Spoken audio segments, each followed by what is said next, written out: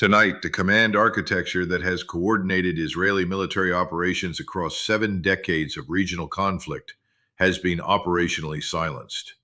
What unfolded across the digital infrastructure of the Israel Defense Forces in the hours before dawn represents the most consequential cyber engagement ever executed against a functioning military command network, and its operational consequences are already transmitting across the base infrastructure, the operational coordination systems, and the chain of command that 40 Israeli military installations depend upon to function as a coherent fighting force. 40 bases without coordination. A cyber attack sequenced across multiple intrusion vectors, penetrating a military network architecture designed to manage threats at sophistication levels an order of magnitude below what the engagement actually delivered. The IDF command network, built around redundant communications nodes, encrypted data transmission infrastructure, and the layered cybersecurity architecture that was supposed to make Israeli military coordination survivable against any regional adversary, performed within the specifications its designers had promised. The problem was not that the system failed against a known threat. The problem was that the engagement was designed by adversaries who had spent years studying exactly where those specifications ended and where the seams between them could be exploited simultaneously. The instrument of this engagement was the combined cyber warfare capability Iran has developed and pre-positioned across the IDF network infrastructure over a period whose duration the post-incident forensic analysis is only now beginning to establish. Drawing on intrusion tools developed through years of indigenous research, selective technical cooperation with state actors whose own offensive cyber programs had generated relevant expertise, and the patient mapping of Israeli military network architecture through preparatory operations that the targeted systems never recognized as reconnaissance. The attack was sequenced to exploit every identified vulnerability in the IDF coordination infrastructure simultaneously. The result was not a penetration of the network at a single point. It was the coordinated collapse of the coordination function across the entire network at once. The shock inside the IDF command structure is not the shock of a single unexpected systems failure. It is the shock of a military institution confronting the operational invalidation of an assumption it has held since Israeli military modernization placed networked coordination at the center of its operational doctrine. That assumption, that IDF command networks operating behind layered cybersecurity architecture operated within a defensible envelope no regional adversary could meaningfully contest at scale, has been answered. The answer was delivered not through any single catastrophic intrusion, but through the coordinated application of pre-positioned attack capability against a network whose cybersecurity systems, however capable at the individual node level, were finite in ways the operational planning had never adequately stress-tested against a threat of this depth and coordination. The IDF command network operates on a doctrine built around real-time coordination between geographically distributed bases, the continuous flow of intelligence and operational data between command nodes, and the layered cybersecurity systems designed to detect and isolate intrusions before they can propagate across the network architecture. These systems carry the detection and response capability that Israeli military planners had optimized against the threat profiles regional adversaries were previously assessed to field. In every previous cyber engagement in which Israeli military infrastructure had been tested, the incoming threat profiles remained within the parameters the defensive systems were designed to address.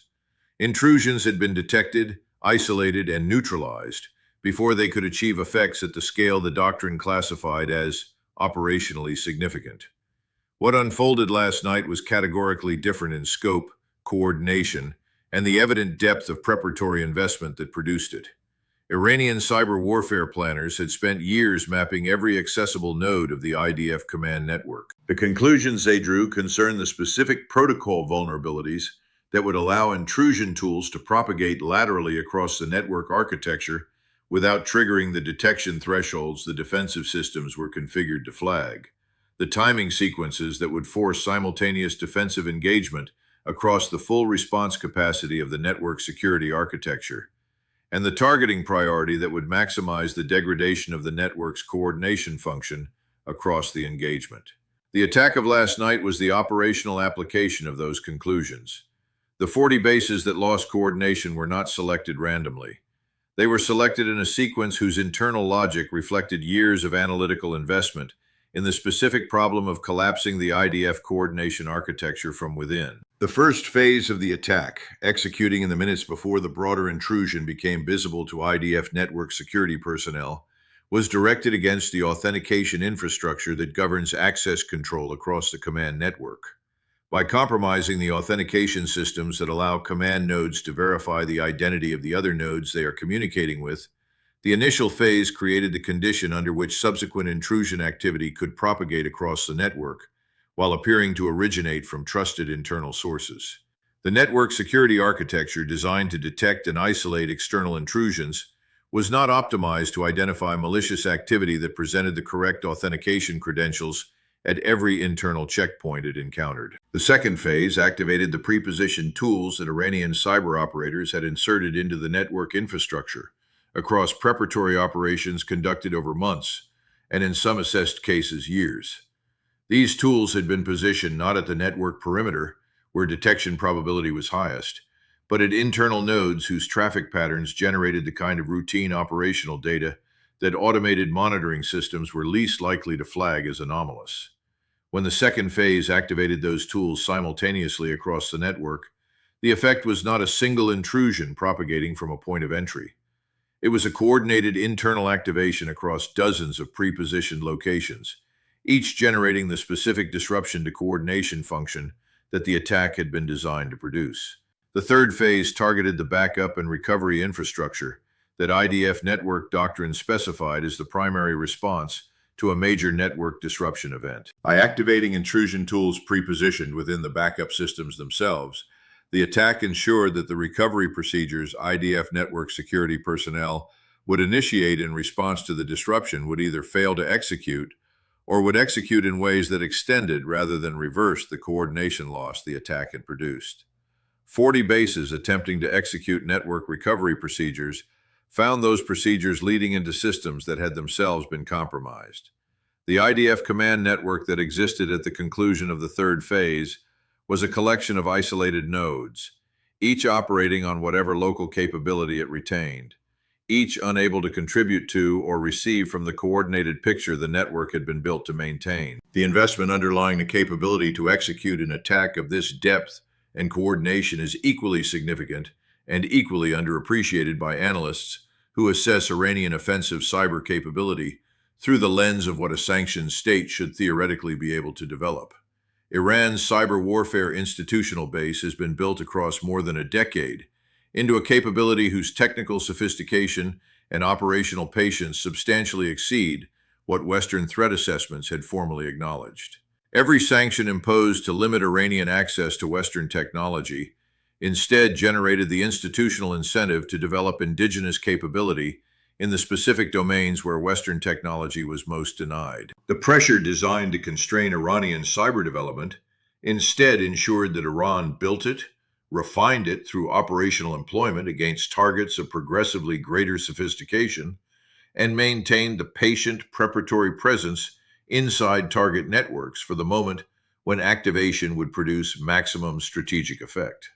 In the hours following confirmation of the coordination loss across 40 bases, the IDF command structure entered a state of operational disruption whose dimensions had no precedent in the institution's history. The options available to the Israeli military and political leadership were each more problematic than the last. Cyber retaliation against Iranian network infrastructure carried the immediate risk of triggering follow-on attack phases from the pre-positioned Iranian capability that demonstrably remained inside IDF networks, capability whose full extent the forensic analysis had not yet established. Kinetic escalation against Iranian cyber warfare infrastructure carried the consequences of converting a non-kinetic engagement into a conventional military confrontation at a moment when the IDF command network was operating at severely degraded coordination capacity. Managing the strategic consequences through channels carried its own costs. Every adversary of Israeli military standing across the regional theater would absorb the specific lesson the attack had validated, that sufficient offensive cyber capability, employed with appropriate sequencing and preparatory depth, can collapse IDF command coordination in ways the defensive architecture cannot prevent. The silence from the Israeli military establishment in those hours was not the silence of an institution formulating its response. It was the silence of a command structure attempting to function through manual and radio-based coordination procedures that its doctrine had not exercised at operational scale for a generation. Procedures whose limitations became visible against the coordination demands of managing 40 bases simultaneously without the network infrastructure those bases had been built to depend upon. Allied capitals watched with the particular attention of governments whose own military networks incorporate assumptions about Israeli command capability that the engagement had operationally challenged. The question being asked in Washington, in London, and in the regional capitals whose security arrangements depend on IDF operational coherence was not only what Israel would do in response. It was whether the foundational assumption of IDF network-centric operational capability had just been operationally invalidated in ways that required immediate reassessment. Iran, for its part, moved with the operational discipline that has characterized its regional strategy. The initial communication through intermediary channels emphasized that the engagement had achieved its stated objectives, and that the path to a stable equilibrium remained open if the regional parties could demonstrate the strategic maturity the moment required. This is not humanitarian impulse. It is the strategic calculation of a state that has achieved a controlled demonstration of capability and has no interest in converting that demonstration into an uncontrolled escalation cycle that would eliminate the strategic advantages the demonstration produced. What happened in the hours before dawn does not stay within the bilateral frame of the Iran-Israel confrontation. The IDF command network, whose coordination the attack collapsed, serves as the operational nervous system for military arrangements and security commitments that extend across the regional theater. Every security commitment whose credibility depends on the assumption of IDF operational coherence is now being assessed through the framework the attack has established. The Allied force coordination arrangements, the intelligence sharing architectures, the combined operational planning procedures that have been built around the assumption of IDF network availability. All of these are being reassessed in real time by partners whose own operational planning now incorporates a demonstrated Iranian capability to collapse that availability. The regional adversaries of Israeli military standing draw their own lessons. Hezbollah, the armed formations in Gaza, the proxy networks distributed across Syria and Iraq. Each of these actors now operates with the knowledge that the IDF command coordination architecture, whose coherence has been the foundation of Israeli operational superiority, can be disrupted at scale through a cyber engagement executed without a single kinetic action. The specific lesson is not that the IDF is being defeated. It is that the technological foundation on which IDF operational superiority rests has a cyber dimension that Iranian offensive capability has now demonstrated it can contest, and that the contestation can be executed in the hours before any kinetic engagement, shaping the operational environment before the first physical weapon is employed. The networks across 40 bases are quieter now than they were during the attack. The intrusion activity has subsided. The recovery procedures are being executed by whatever personnel and whatever fallback systems the situation allows. In a military theater where Iranian cyber operators can collapse IDF command coordination across 40 bases within minutes through a single coordinated attack, what does network security actually require?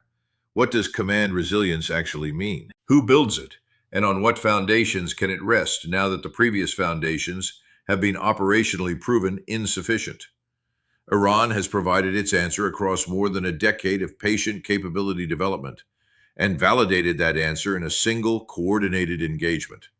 The rest of the region is still formulating its response, and the shape of that response will determine the character of the regional military balance for the generation to come.